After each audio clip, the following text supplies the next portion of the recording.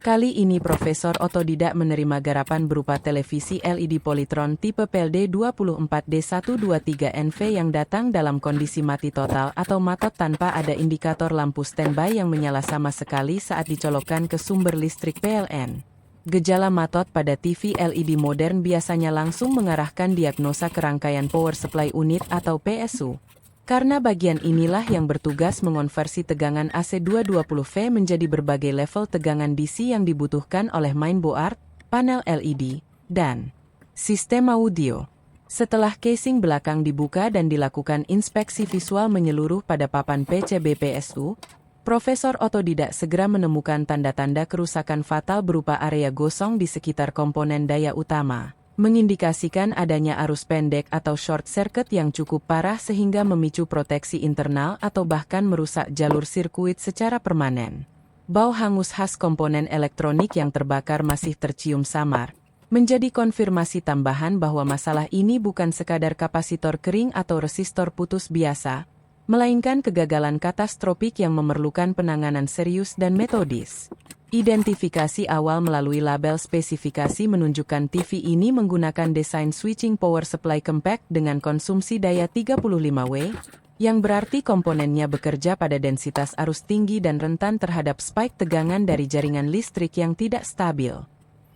Langkah diagnostik selanjutnya adalah mengukur komponen-komponen kritis di jalur primer PSU menggunakan multimeter digital dalam mode tes dioda dan resistansi untuk memetakan extent kerusakan secara akurat.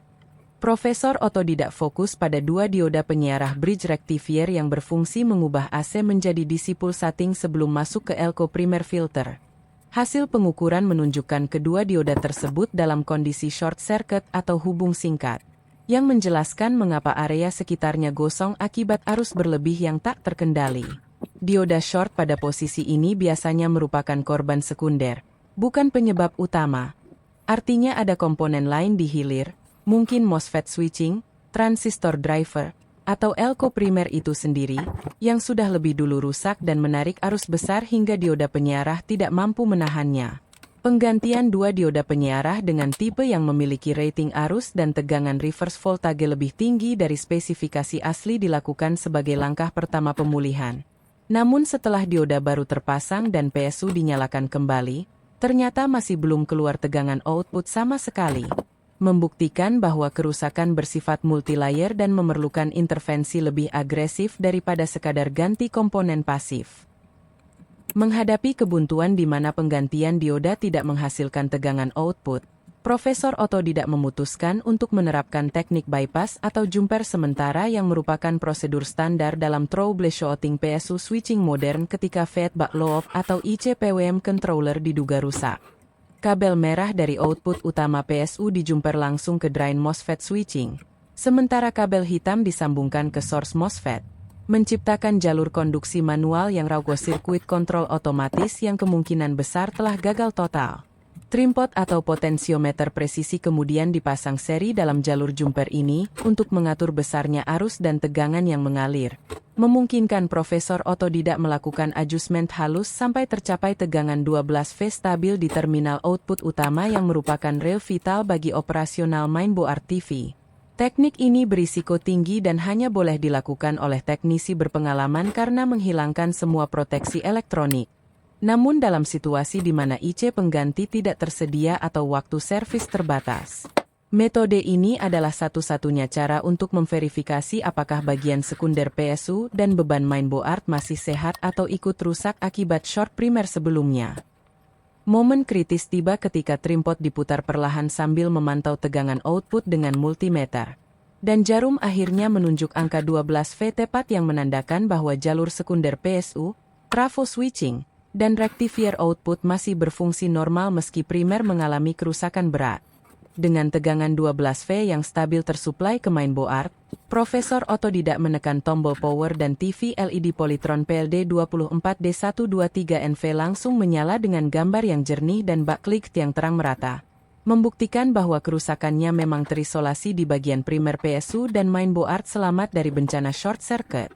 Pengujian lanjutan dilakukan dengan memutar volume, mengganti channel, dan mengakses menu setting untuk memastikan semua fungsi berjalan normal tanpa flicker, restart mendadak, atau suara abnormal yang bisa mengindikasikan masalah tersembunyi.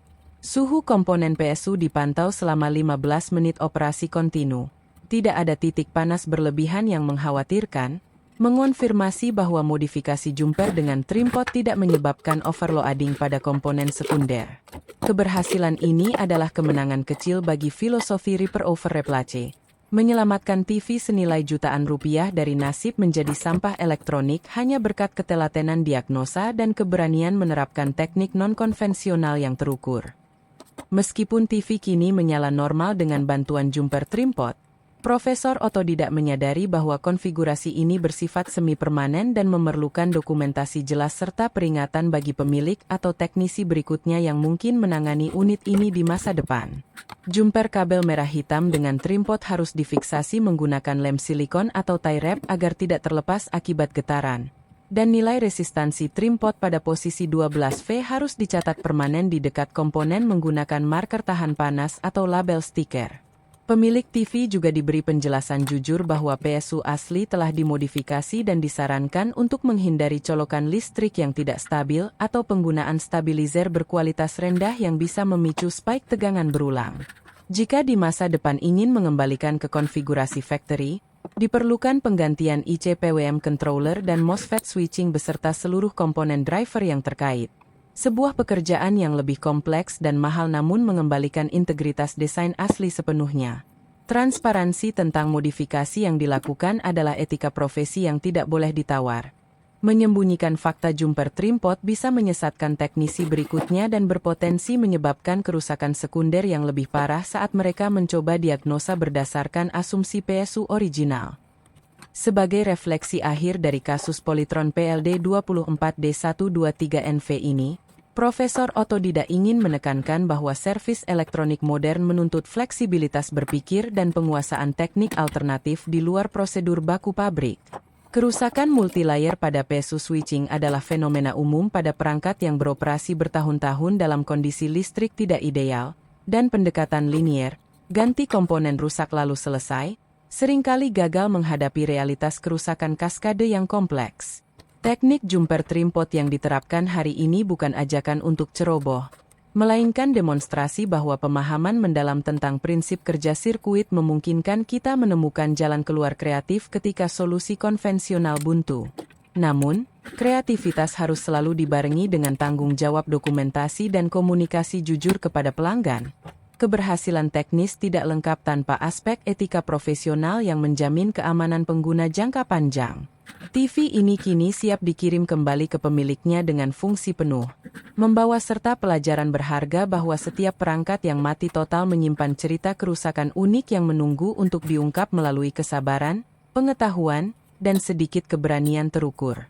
Sampai jumpa di garapan berikutnya, di mana kita akan terus menggali rahasia teknologi consumer electronics melalui pendekatan yang sederhana namun mendalam. Membuktikan bahwa keahlian sejati lahir dari pengalaman lapangan nyata dan kemauan kuat untuk belajar dari setiap detail kecil yang sering diabaikan. Teruslah bereksperimen dengan aman, ukur sebelum menyolder, dan hormati setiap perangkat sebagai guru yang mengajarkan sesuatu yang baru.